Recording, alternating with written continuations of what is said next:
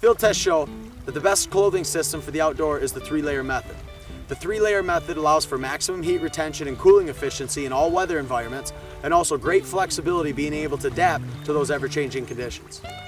When you're active in the field, your body generates heat through exothermic reactions. This causes your core temperature to elevate and promotes perspiration. As you begin to sweat, you saturate the clothing next to your skin and ultimately reduce its efficiency.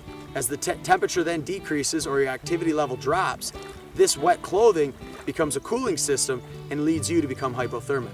As your core temperature range is too high or too low, you decrease your system's efficiency.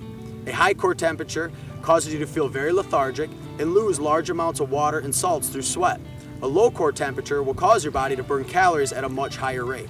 In both cases, your mental and physical abilities deteriorate the more your core temperature deviates from normal. A good layering system will allow you to maintain the proper body temperature through the use of a base, an insulation, and an outer layer. By having the option to add or remove clothing, you can adapt to those ever-changing conditions. When exertion levels are very high, you can strip clothing off to maintain your body temperature, to avoid perspiration, and as it cools down, you can go ahead and add on that layer to kind of trap some of that heat and conserve more energy. The 3-layer clothing system consists first of an inner layer or a base layer.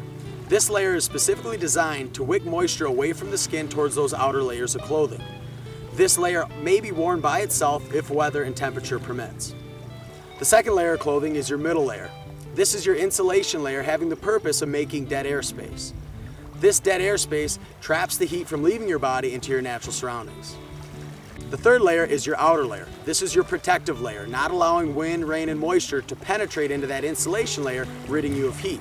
It should be waterproof, but also has to allow that moisture that's been wicked from the inner and middle layer to escape. Make sure to pay attention to your body's temperature. Regulate your heart rate for a great indicator of where your exertion levels are at.